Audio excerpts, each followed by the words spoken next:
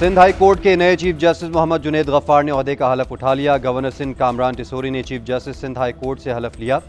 वज़ीर आला सिंध मुराद अली शाह की भी तकरीब में शिरकत। Chief justice Islamabad high court Sarfaraz Dogar की तकरीब हलफबरदारी में आज होगी। सदर मुमलिकत आसिफ अली जरदारी हलफ लेंगे।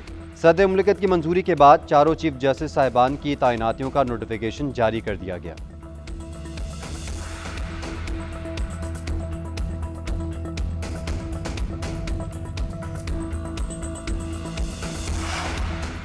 वफाकी वज़ीर दाखिला का FIA कराची जोन का दौरा। अहम इजलास की सदारत की। मोहसिन नकवी ने हवाला हुंडी माफिया के खिलाफ मौसर क्रैकडाउन का हुक्म दे दिया। वज़ीर दाखिला मोहसिन नकवी ने 5000 से ज़ायद डॉलर बैरून मुल्क लेकर जाने वाले मुसाफिरों के खिलाफ सख्त एक्शन का हुक्म दिया। वज़ीर दाखिला ने कहा कि बैरून मुल्क से डिपोर्ट होकर आने वाले भिखारियों की गिरफ्तारी यकीनी बनाई जाए। जाली अद्वियात के मकरू धंधे में मुलविस लोगों से आनी हाथों से निपटा जाए। किसी दबाव के बगैर माफिया के खिलाफ बिला इम्तियाज कार्रवाई की जाए।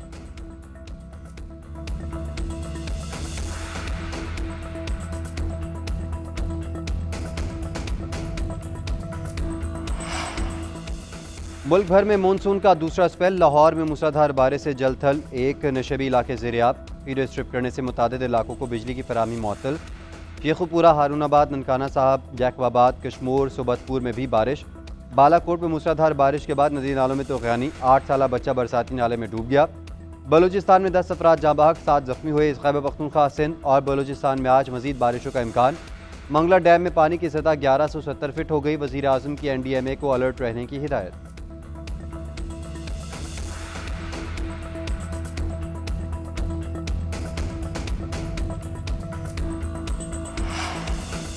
इसराइल गजा के ज़ेर कब्जा इलाके खाली करने पर आमादा। वज़ीर दिफा इसराइल कार्टर्स का कहना है गजा में हमास के साथ 60 रोज़ा जंग बंदी हो जाएगी। गजा के 75% इलाके खाली कर देंगे। दीगर 25% इलाके में जंग जारी रखना गैर ज़रूरी होगा। इससे रगमालियों को गैर ज़रूरी ख़तरा दरपेश होगा। कल के बाद गजा हमास के बगैर होगा।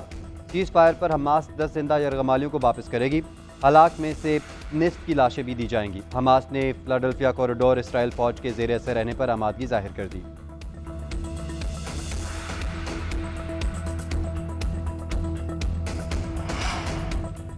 अमरीकी सदर और इसराइली वज़ीर आज़म के दरमियान मुलाकात। डोनाल्ड ट्रंप ने कहा हमास गजा में जंग बंदी चाहती है। 2 रियासती हल का सवाल नेतन्याहू से पूछें। फ़लस्तीनी शहरियों की दूसरे ममालिक मुंतकिली का सवाल ट्रंप ने जवाब दिया। इसराइल के पड़ोसी ताउन कर रहे हैं।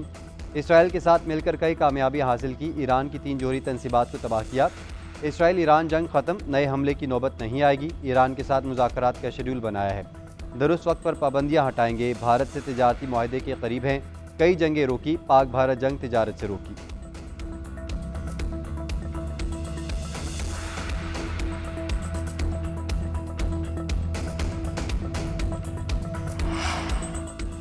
इसराइल और हमास के दरमियान मुज़ाकरात का तीसरा दौर। कतर में फ़रीक़ैन के दरमियान मुआहदे की कोशिशों के लिए बिलवास्ता बातचीत। इसराइली मीडिया के मुताबिक पहले 2 अदवार में कोई बड़ी पेशरफ्त ना हो सकी। फ़रीक़ैन मुआहदे के लिए अब भी पुरुम्मीद हैं। उधर गजा में इसराइली फ़ौज की सफाकियत ख़त्म ना हुई। सेहूनी तैयारों की पनाहगज़ीन कैंपों पर बमबारी। 24 घंटों में 105 फ़लस्तीनी शहीद। शुमाली गजा में फ़लस्तीनी मज़ाहमतकारों का सेहूनी फ़ौज पर बड़ा हमला। 5 इसराइली फ़ौजी हलाक, 10 जख्मी।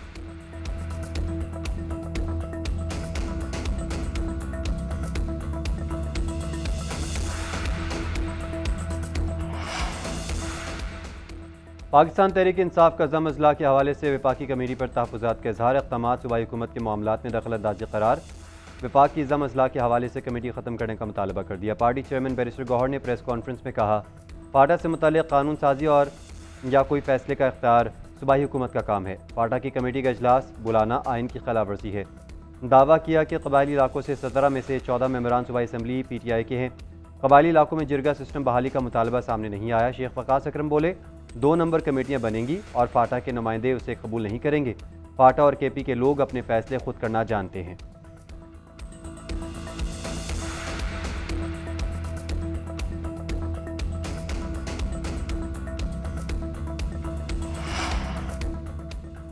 सानिहा लियारी में 27 संवाद के बाद हुकूमत का action. DG Sindh building control authority Ishaq Khuhro को ओहदे से हटा दिया गया।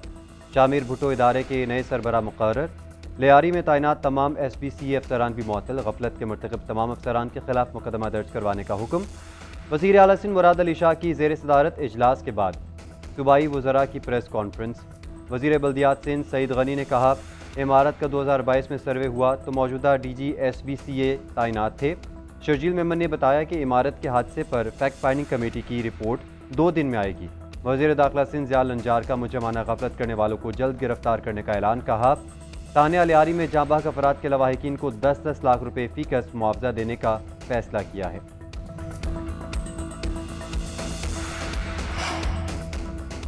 नेतन्याहू की आज़ाद फ़लस्तीनी रियासत के क़याम की मुखालफत। कहा, फ़लस्तीनी रियासत इसराइल की तबाही का प्लेटफॉर्म होगी। इसराइल की तबाही ना चाहने वालों से अमन कायम करेंगे।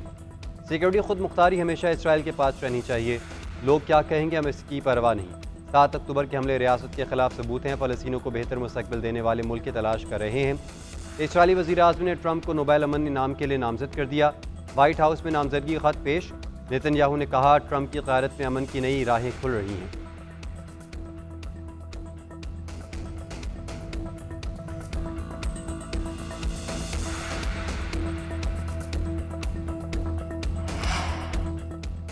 भारत ऑपरेशन सिंदूर में मुकर्ररा फौजी अहदाफ हासिल करने में नाकाम रहा। पाकिस्तान पर बैरूनी हिमायत जैसे इल्ज़ामात गैर जिम्मेदाराना और हक़ाइक़ के मुनाफी हैं।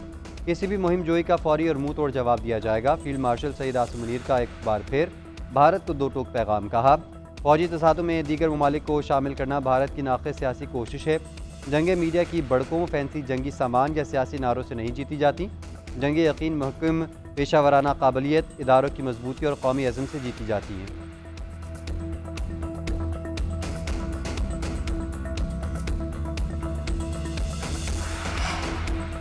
अफगान सरजमीन पाकिस्तान के खिलाफ दहशतगर्दी के लिए इस्तेमाल हो रही है। अफगानिस्तान से जन्म लेने वाली दहशतगर्दी पाकिस्तान के लिए ख़तरा है।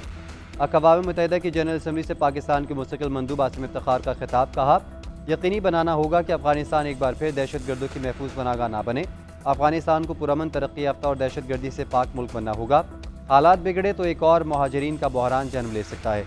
अक़वाम मुत्तहिदा अफगान हुकाम के साथ मुतफ़िक़ा रोड मैप के साथ आगे बढ़े। पाकिस्तान अफगानिस्तान में पायदार अमन और इस्तेहकाम के लिए तामीरी किरदार अदा करता रहेगा।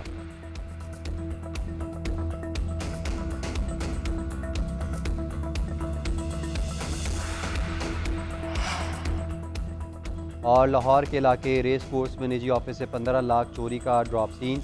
ऑफिस बॉय ही वारदात का मास्टरमाइंड निकला। पुलिस ने मुलजिम को गिरफ्तार करके 15 लाख रुपए बरामद कर लिए।